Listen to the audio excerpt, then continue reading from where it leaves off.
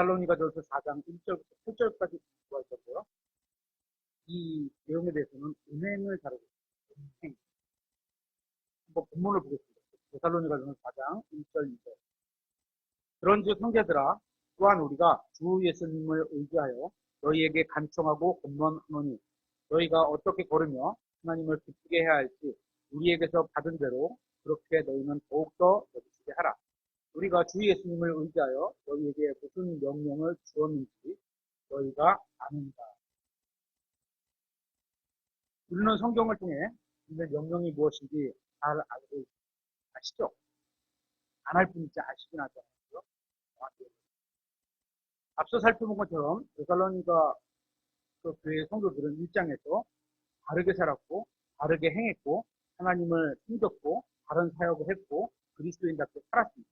그래서 모범이 되는 성도다 이렇게 말씀드렸고 이렇게 데살로니가 교회의 지체들은 모범적인 성도였습니다. 하지만 주님께서는 그들이 자신들에 대해 만족하지 말고 잘하고 있으니까 이 정도면 됐다 이렇게 안주하지 말고 더욱더 열심히 선한 일을 하기를 원하셨습니다. 그러면서 다른 교회나 다른 형제들을 보면서 우리가 잘하고 있으니까 잘하네 여기 뻣뻣하구나 이런 우월감을 갖지 말고 표대를 향해 계속 앞으로 전진해 나아가기를 원하고 있다고 말씀하고 있습니다. 계속 숨기고 계속 기도하고 계속 성경 연구하고 계속 회개를 원하셨던 겁니다. 그렇게 해서 어제보다 오늘이 더 나은 그리스도인으로 점점 더 성장되기를 원하셨습니다. 사도 바울도 빌립보서 3장에서 자신이 이미 붙잡은 줄로 여기지 아니하겠다 이렇게 말하고 있습니다. 이미 자신은 어느 정도 성숙이 돼 있지만 그걸로 완성된 게 아니다. 더 나가야 된다. 자신이 그리스도 안에 있다는 것과 이미 무엇을 가지고 있는지 자신의 육신이 어떻게 처리되었으며 또 예수 그리스도의 부활로 인해서 무슨 일이 일어났는지 더 나아가 그리스도와 함께 셋째 하늘에 앉아 있다는 사실을 알고 있으며 하나님의 전신갑주로 무장했지만 이렇게 돼 있지만 자신이 이미 붙잡은 줄로 여기지 않겠다고 했습니다. 이런 마음이 성숙한 그리스도인의 특징입니다. 그래서 바울은 빌립보서 3장 14절에 이렇게 말하고 있죠. 그리스도 예수님 안에서 하나님의 높은 부르심의 상을 받기 위하여 표대를 향해 밀치며 나가라. 앞에 장애물이 있고 이겨내면서 여기서 말하는 바울의 표대는 무엇일까? 다른 형제보다 나은 사람이 되는 거? 아니면 다른 자매보다 좀 더 나은 사람이 되는 거? 그런 게 아니라 그 표대는 하나님의 높은 부르심의 상을 받는 거예요. 우리도 다 똑같잖아요. 옆에 있는 사람하고 비교할 바가 내가 저 사람보다 나으니까 하고 있구나 이럴 필요가 없다는 거예요. 그렇지만 그렇다면 부르심의 상은 뭘까요? 하나님의 부르심의 상을 알아보고 있다는데 부르심의 상이 뭘까요? 그는 이미 구원의 부르심을 받았습니다. 구원으로 부르심을 받았고 이미 사역자로 부르심을 받았습니다. 이미 사도로 부르심을 받았습니다. 온 세상에 복음을 전하는 그릇으로도 부름을 받았습니다. 이런 사역으로 우리도 마찬가지로 부르심을 받고 있는 겁니다. 그 부르심에 합당하게 살아가고 있습니다. 바울은 자신의 부르심에 충실한 삶을 살았지만 거기에 만족하지 않았습니다. 그는 주님과 얼굴과 얼굴을 마주보도록 높은 곳으로부터 부르심을 받을 나를 대비하고 있습니다. 위로 올라오라고 하죠. 높은 곳으로 부르심을 받고 그곳에서 상을 받아서 주님의 왕국에서 주님과 함께 통치하게 될 것을 향해 밀치고 나아가려고 했던 것입니다. 그래서 자신이 지금까지 한 것에 만족하지 않고 표대를 향해 계속 전진해 나가겠다고 다짐하고 있습니다. 우리도 이와 같은 자세를 가져야 하고 어제보다 오늘이 더 나은 그리스도인이 되어야 하는 겁니다. 다른 사람보다 좀 나게 보이는 것이 아니라 나은 게 나쁜 건 아니죠. 그렇죠? 상대적으로 영적으로 더 성장하는 게 나쁜 건 아니에요. 하지만 거기서 안주하거나 만족되면 성령이 원하는 그 목표에 도달되지 않았다는 거죠. 더 많은 사람들이 우리를 통해 예수 그리스도를 볼 수 있도록 살아가야 하고 그 사람 온분과 예수님과 이런 말을 데살로니가전서 4장 3절입니다. 하나님의 뜻은 이것이니 곧 너희가 거룩히 구별되는 것이다. 너희는 음행을 삼가하고 우리를 향한 하나님의 뜻은 무엇입니까? 우리가 거룩히 구별되는 겁니다. 그러면 거룩히 구별되는 것은 무엇입니까? 음행을 삼가하는 겁니다. 쉽죠? 성경이 그냥 따락따락따락 써주죠. TV나 영화에 세뇌된 현대인들이 보면 고리타분하다고 생각하겠지만 성경이 말씀하시는 음행은 혼인 관계를 벗어난 모든 성적인 관계를 의미합니다. 신약 성경은 거짓말, 절도, 살인, 신성모독, 게으름 등 다른 죄에 대한 경고보다도 음행에 대해서 2배나 더 경고하고 있습니다. 이것은 정말 부끄러운 일이 아니었습니다. 전능하신 하나님께서는 구원받은 신약 성도들을 위해 책을 기록하시면서 44번이나 음행에 대해 경고하셨다는 것입니다. 이것이 무엇을 의미하는지 아십니까? 우리를 만드신 전능하신 하나님은 우리가 그런 부분에 굉장히 약하다는 겁니다. 다른 거에 비해서. 정확히 알고 계시기 때문에 많이 여러 번 경고를 하신 겁니다. 살인을 하는 것은 자연스러운 것이 아닙니다. 누가 사람을 콕 죽였어요. 근데 이게 자연스러운 게 아니죠.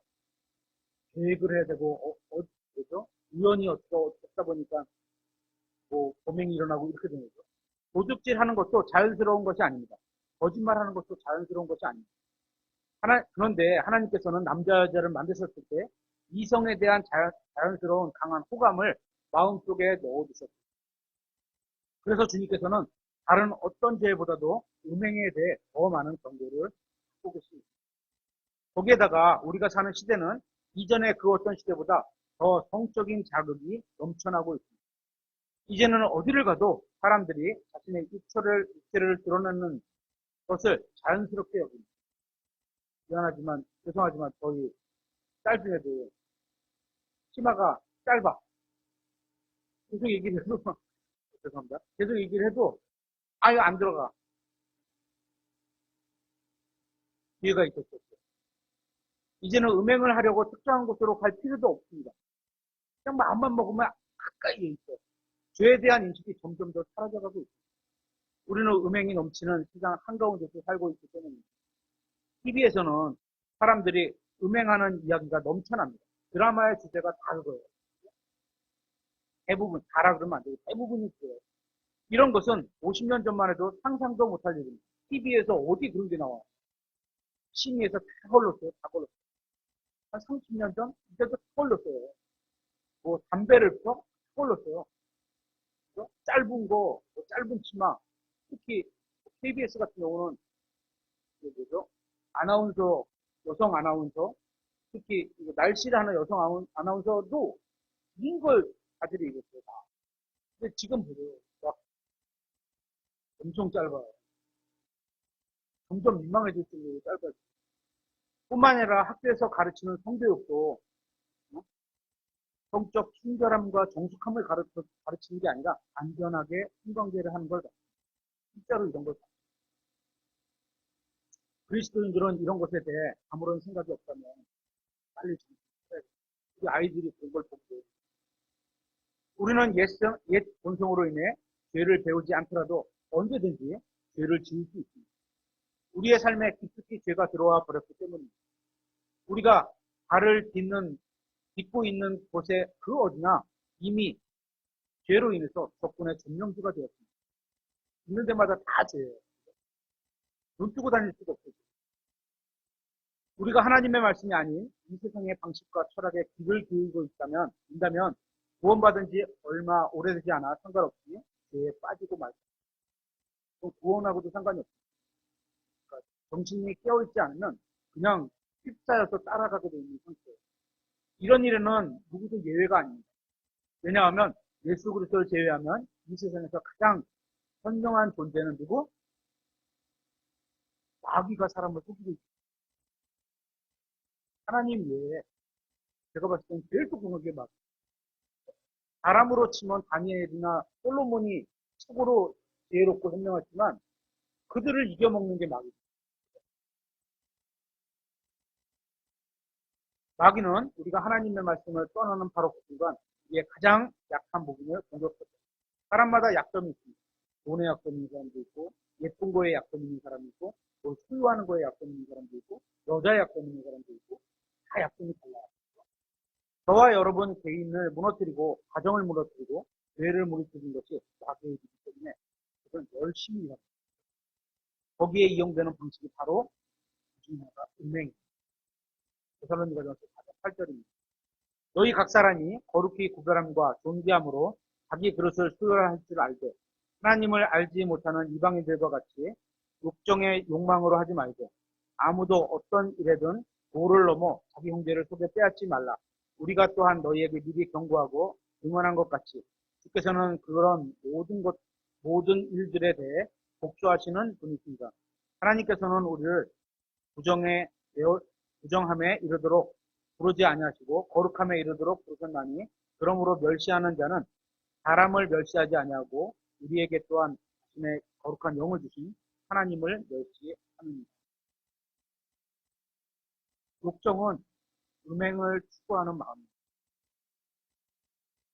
그렇게 마음을 갖고서 막 가면 다 욕정을 갖고 나가면 보이는 게 그렇게 보이는 거예요. 진화론의 아버지라고 불리는 찰스 다윈은 제 책에서 책 종의 기원에서 인간은 유인원에서 진화되었다고 주장을 합니다. 제가 예전에 한번 말씀드린 진화론의 가장 큰 약점이 뭔지 아세요? 진화론 이론의 약점이 첫 번째, 연속되는 화석의 증거가 없어요.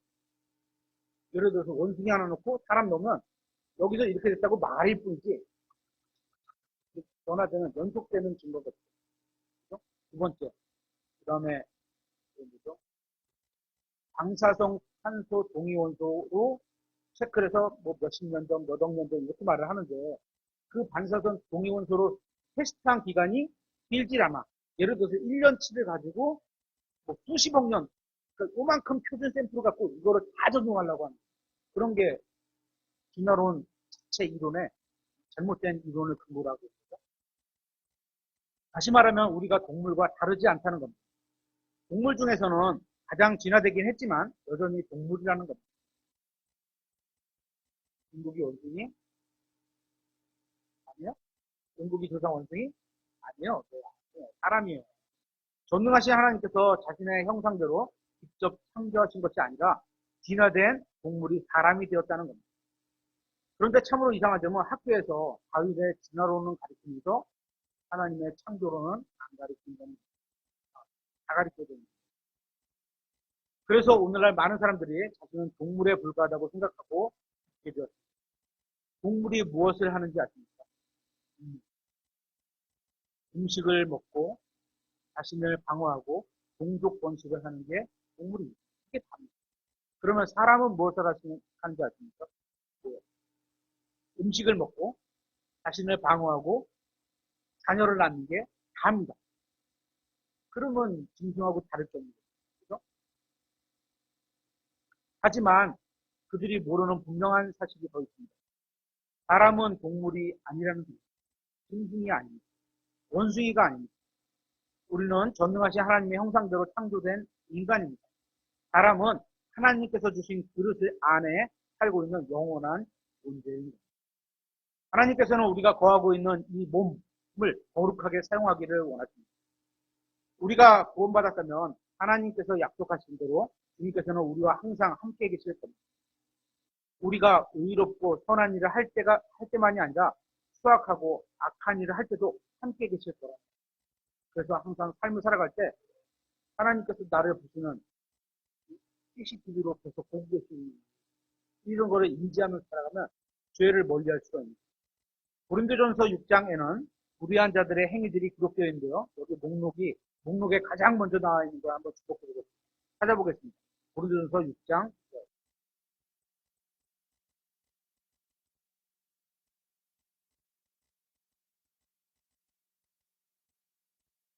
6장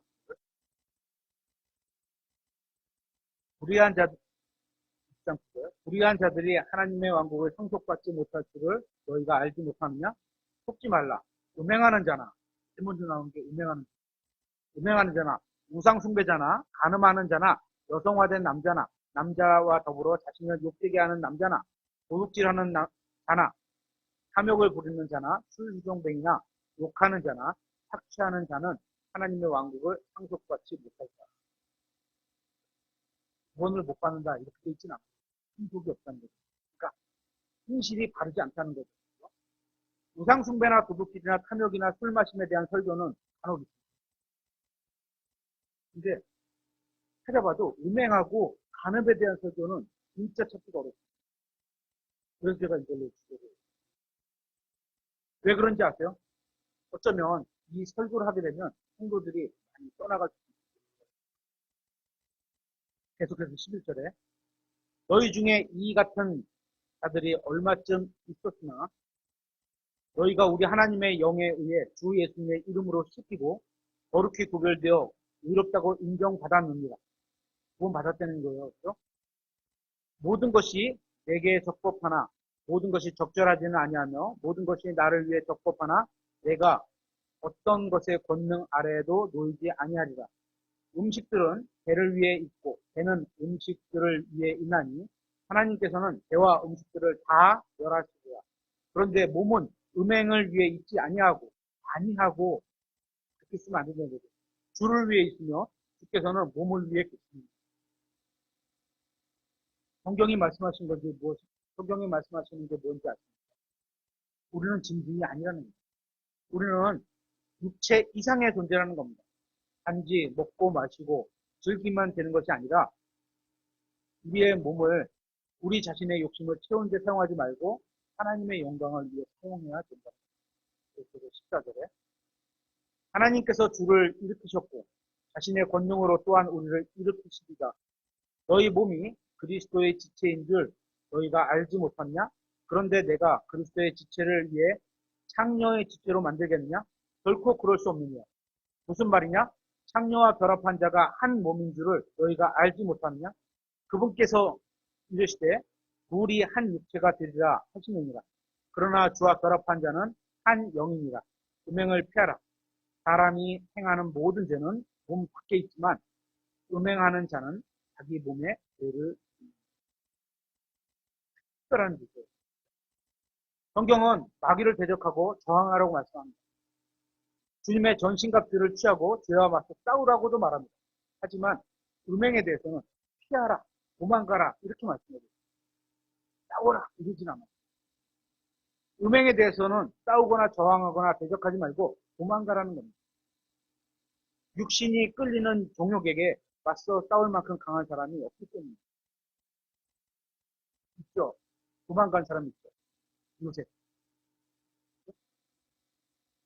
그래서 요셉처럼 기회조차 주지 말고 도망가라는 겁니다. 그래서 19절에 무슨 말이냐? 너희 몸이 너희 안에 계시는 성령님의 전인 줄을 너희가 알지 못하느냐? 너희가 그분을 하나님에게서 받았고 또 너희는 너희 자신의 것이 아니니 주께서 값을 치르고 너희를 사셨느니라. 그러므로 하나님의 전인 것, 하나님의 것인 너희 몸과 너희 영으로 하나님께 영광을 돌리라. 부도덕함으로 하나님께 영광을 돌릴 수는 없습니다.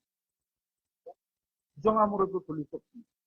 하나님께서 거하시는 몸으로 음행을 저지르면 하나님께 영광을 돌릴 수 없다는 겁니다.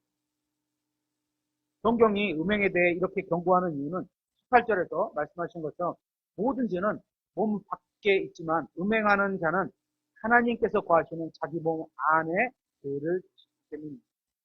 왜 그런 것일까요? 한번 찾아보겠습니다. 히브리서 13장 4절.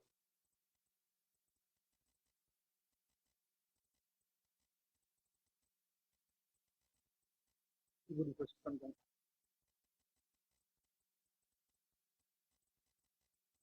결혼은 모든 사람들 가운데서 존귀한 것이니 잠자리는 더럽히지 말라. 그러나 음행을 일삼는 자들과 간음하는 자들은 하나님께서 심판하십니다. 하나님께서는 음행을 일삼는 자들을 반드시 심판하시겠다고 말씀하십니다. 한 번 구원받은 사람은 영원히 구원받았습니다. 다시 태어난 사람은 무슨 일을 해도 하늘나라에 가게 됩니다. 그래서 히브리서 13장에서 말씀하시는 심판은 이 세상에서 받게 되는 심판. 음행을 하면 어떻게 돼요? 상대방이 아니면 누군가가 고발을 해갖고 경찰에 끌려가서 심판을 받게 됩니다. 그런 심판을 의미합니다. 대부분의 성병은 무분별한 간음과 동성애와 같은 수치스러운 애정과 보기 흉한 짓과 음행으로 전염이 됩니다. 전능하신 하나님께서 그렇게 정해놓으셨기 때문입니다. 다시 데살로니가 전서 4장 6절로 와서 아무도 어떤 일에든 도를 넘어 자기 형제를 속여 빼앗지 말라. 우리가 또한 너희에게 미리 경고하고 증언한 것 같이 주께서는 모든 자들에 대해 복수하시는 분이시다. 여기서 말하는 모든 자들은 음행을 일삼는 자들을 포함하고 있습니다. 복수하신다는 것. 하나님께서는 모든 부도덕함에 대해 갚아주실 겁니다. 모든 죄는 벌을 받을 겁니다. 그러므로 음행을 피하라는 겁니다. 음행하는 자에 대해 성경은 무엇이라고 말씀하고 있는지 한번 찾아보겠습니다. 에베소서 5장 3절입니다. 에베소서 5장 3절.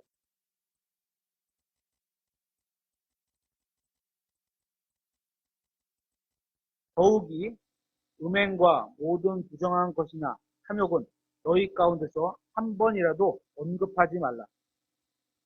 그것이 성도에게 합당합니다. 말조차 하지 마. 그런 거를. 근데 요새는 자랑스럽게 막 그런 세대가 되어버렸어요. 한 절 건너서 5절도 보겠습니다. 너희가 이것을 아노니 즉 음행을 일삼는 자나 부정한 자나 탐욕을 부리는 자 곧 우상숭배자는 결코 그리스도와 우상숭배자하고 음행하는 자하고 동급에다 놓고 얘기하는 거예요. 결코 그리스도와 하나님의 왕국에서 아무 상속력도 받지 못합니다. 이 두 구절을 비교해보면 성경에서 말씀하시는 음행이라는 것은 혼인 밖에서 결혼한 관계가 아니고 결혼한 사이 밖에서 육체적인 관계를 의미하는 겁니다. 하나님께서는 이 죄를 반드시 심판하시겠다는 겁니다. 성경은 거룩하고 깨끗한 삶을 살라고 말씀하고 있습니다. 그렇다면 어떻게 하면 그런 삶을 살 수 있습니까? 이제 그리스도인으로서 거룩하고 깨끗한 삶을 살 수 있는 5가지 단계를 한번 찾아보도록 하겠습니다. 첫 번째 단계는 그리스도인답게 살고자 하는 마음을 가져야 하는 것을 찾아보겠습니다. 고린도전서 9장 25절. 마음이 없으면 성질이 다른 모양은 있을지 모르지만 마음이 없으면 하나님께서 받아주시지 않죠. 고린도전서 9장 25절. 이기려고 애쓰는 자마다 모든 일에 절제하나니 이제 그들은 썩을 왕관을 얻기 위해 그 일을 하지만 우리는 썩지 아니할 왕관을 얻기 위해 하느니라. 그러므로 내가 이와 같이 달리되 목표가 불확실한 것처럼 하지 아니하고 이와 같이 싸우되 허공을 치는 자 같이 하지 아니하며 다만 내가 내 몸을 억제하여 복종시킴은 내가 다른 사람들에게 복음을 선포한 뒤에 어떤 방법으로든 나 자신이 버림받은 자가 되지 않게 하려 함이라. 성경은 그리스도인의 삶을 싸움과 권투에 비교하고 있습니다. 구원은 값없이 받지만 그리스도인의 삶은 공짜로 이루어지지 않는다는 것입니다. 이기려고 애써야 합니다. 육신이 시키는 대로 살지 않겠다고 마음 먹어야 하는 겁니다. 의지가 없으면 몇 번 하다가 말게 되는 거죠. 마음이 있어야죠. 육신이 주는 느낌대로 감정대로 살 필요가 없다는 것을 알아야 합니다. 정욕과 감정에는 종로로 살 필요도 없습니다. 이건 가만히 놔둬도 우리가 있어요. 힘드니까 쉬고 싶고, 쉬면 눕고 싶고, 누우면 자고 싶고, 이렇게 되는 거죠. 그건 아주 옛 육신에 따른 정상적인 삶이에요. 하지만 거기에 너무 끌려가서 살면 안 된다는 거죠. 육신을 따라가지 않고 성경을 따라가야 합니다. 우리가 육신적인 죄를 짓는 이유는 대부분 옳고 그름을 모르기 때문이 아니라 육신의 요구에 거절하는 법을 모르기 때문입니다. 아니야, 이거 잘못된 거야. 어떻게? 하나님이 이렇게 말씀하시다. 하나님이 이걸 원하시지 않다. 딱 돌이켜야 되는데 그걸 모르기 때문입니다. 이의 영적인 전쟁의 승리는 원하는 사람만 가질 수 있는 겁니다. 내가 싸우기를 원하지 않는데 어떻게 이길 수 있어요? 하나님께서는 원하지 않는 사람에게 승리를 주시지 않을 겁니다. 자신이 육신에게 내어주지 않고 승리하길 간절히 바라면서 하나님의 말씀을 따라 살려는 자들에게 주님께서는 도움의 손길을 내미시며 승리를 주십니다. 그러니까 하려고 마음을 먹어야지 하나님께서 그래 같이 이렇게 됩니다.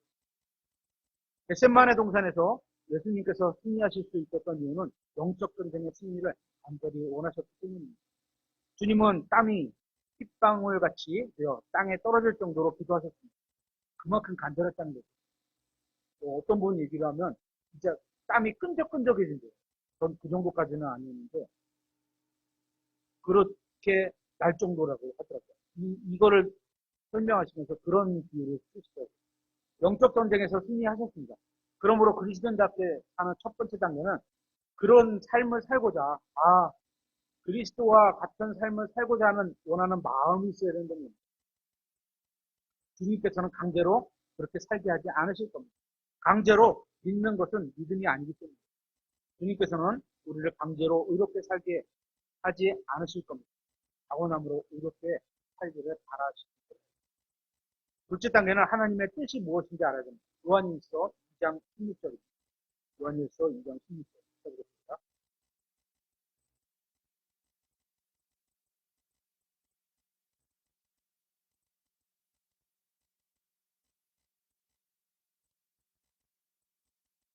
인행하고 간음을 이기는 방법을 찾아보는 거죠.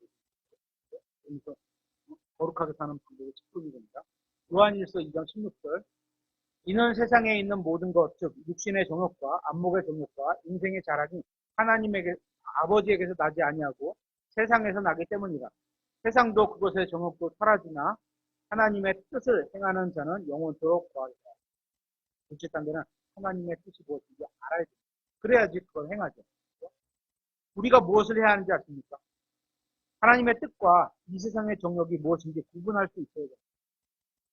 왜 대부분의 그리스도인들이 하나님의 뜻대로 살지 못하는지 아십니까? 하나님과 세상의 정욕을 구분하지 못하기 때문에 뭉뚱그리면 모양만 있으면 마음은 없고 모양만 있으면 구분할 수가 없어요. 이것이 하나님의 뜻인지 자신의 정욕을 채우기 위한 일인지 구분하지 못하는 겁니다. 자신의 정욕을 위해 일하면서도 하나님의 뜻을 행한다고 둘러대는 사람들이 많아요. 저도 그 중에 하나였습니다. 나중에 보니까 이거 아니야. 나중에 내가 스스로를 막 이렇게 비추겨서 한다든지 이런 거야. 그런 시간이 지나서 돌이켜보면 안 돼. 그리스도인답게 살기 위해서는 이 둘 사이에 선을 긋고 하나님의 뜻 안으로 들어와야만 합니다. 어떤 사람들은 간증을 한다고 하면서 자신의 과거에 얼마나 많은 죄를 지었는지 죄송하지만 제가 옛날에 자랑하는 사람도 있습니다. 과거의 삶을 마음껏 자랑해놓고 끝에 가서 하나님의 인도가 있었다는 말로 마무리합니다. 그런 사람도 10분인데 8분을 앞에 이래저래 이렇게 그거 하다가 마지막에 딱 이래서 구원받았어요. 이렇게. 사실 그거는 좋은 간증은 아닙니다. 과거에 죄 가운데 살았던 사람은 그렇지 못한 사람에 비해 한 가지 장점이 있기는 합니다. 그것은 그러한 삶에서는 참된 만족을 찾을 수 없다는 체험으로 안다는 것입니다. 그렇기 때문에 그리스도인답게 사는 둘째 단계는 하나님의 뜻과 세상에서 나는 정욕에 손을 그어놓고 하나님의 뜻 안으로 들어가서 그 손 안에서 하는 거예요. 셋째 단계는 보는 것과 듣는 것에 주의를 기울여야 합니다. 우리가 자주, 그러니까 예전에 저희 간석동에 있을 때, 교회가 간석동에 있을 때, 그 옆에 있던 교회가 봉암역에 교회가 하나 있었다. 근데 그 교회는 위치가 복잡골목의 3층이었네요. 복잡골목 중간에 건물 3층이 있었어요. 그러니까 일요일날 가면서도 보이는 간판이 건전하지 않아. 그래서 지나가다 볼 때는 예배당 위치로 참 좋지 않다. 쓸데없는데 영적 전쟁을 많이 해야 되는구나 이런 생각을 많이 했는데 그런 거죠. 보는 것과 듣는 것에 주의해야 됩니다. 애가서 예레미야 애가 3장 51절에 보면 내 도시의 모든 딸들로 인해 내 눈이 내 마음에 영향을 미칩니다. 보는 곳에 영향을 미칩니다. 사람은 보는 것으로 인해 마음에 영향을 받습니다. 그래서 홈쇼핑을 계속 보면 구매 의욕이 생기게 마련입니다. 계속 풀어놓고 있으면 저것도 필요한 것 같은데 저것도 필요한 것 같은데 오면은 아니구나 반품 아니구나 반품 공짜니까 이렇게 돼버린 거죠. 이 세상도 이러한 사실을 잘 알고 있습니다. 그리고 여자는 또 듣는 것에 더 영향을 받습니다. 이거 조심해세요. 알겠죠? 누구 와서 이거 조심하세요. 속삭이는 말에 조심해야 돼요. 그리고 남자는 보는 것에 영향을 받습니다. 예쁘면 무조건 다 허용이 됩니다. 응고기 조심하세요. 보고 듣는 것에 주의를 해야 할 겁니다. 민수기 33장 51절에 이렇게 말하죠. 이스라엘 자손에게 말하고 그들에게 이르라. 너희가 요르단을 건너 가나안 땅에 들어가거든 그 땅의 모든 거주민을 너희 앞에서 몰아내고 그들의 모든 그림들과 부어 만든 그들의 모든 형상들을 멸하고 그들의 모든 산당들을 완전히 허물고. 성경은 모든 그림과 부어 만든 모든 형상을 멸하라고 말씀하고 있습니다. 여기서 멸하라고 말씀하신 것은 우리로 하여금 주님의 말씀을 어기고 죄를 짓게 하고 하나님으로부터 멀어지게 하는 그림과 형상을 의미하는 겁니다. 그러니까 지금 우리가 살펴볼 수 있는 것은 음행하고 간음에 해당하는 그런 것들. 그러니까 그런 건 하나도 남김없이 다 멸해야 된다는 거예요. 이러한 것들을 멸하라고 하신 이유는 이러한 것들을 보면 어떻게 보는 거에 약해진다고 했어요. 마음이 있습니다.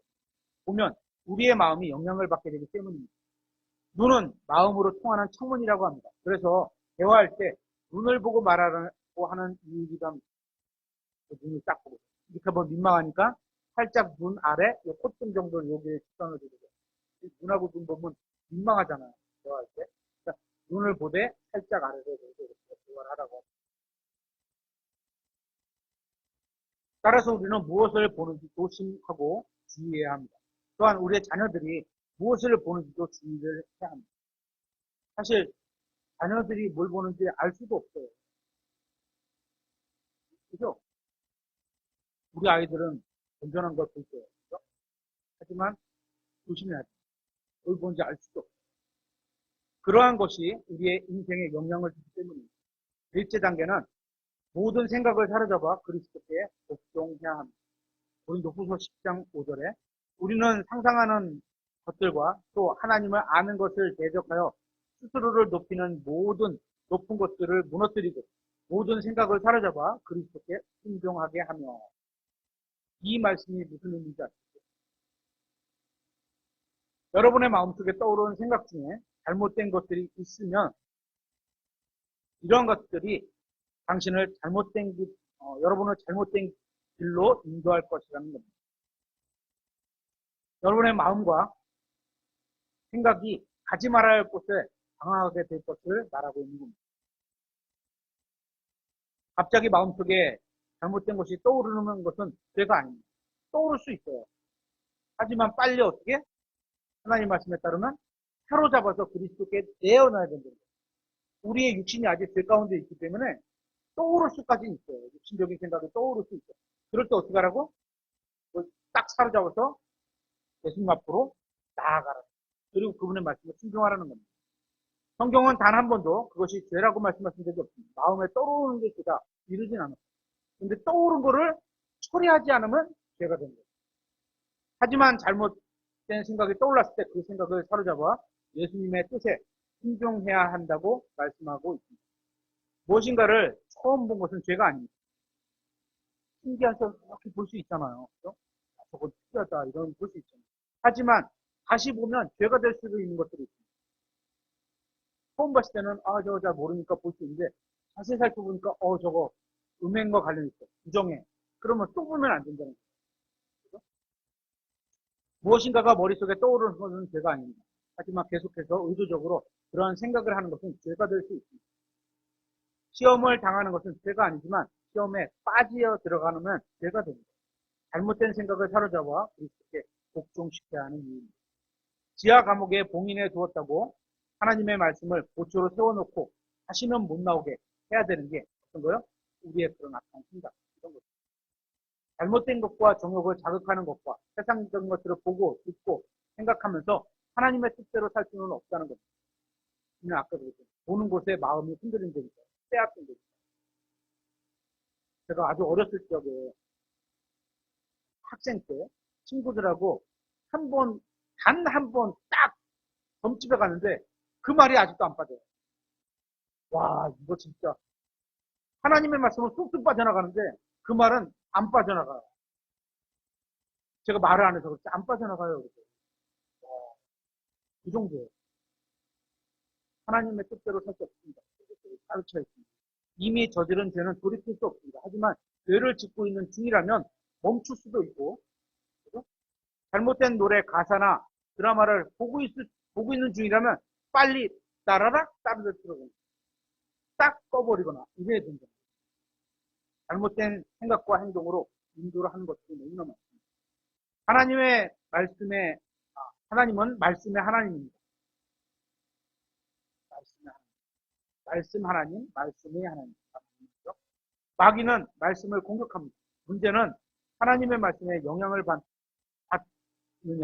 잘못된 가사나 어떤 영화 대사에 영향을 받느냐, 여기에 있는 겁니다.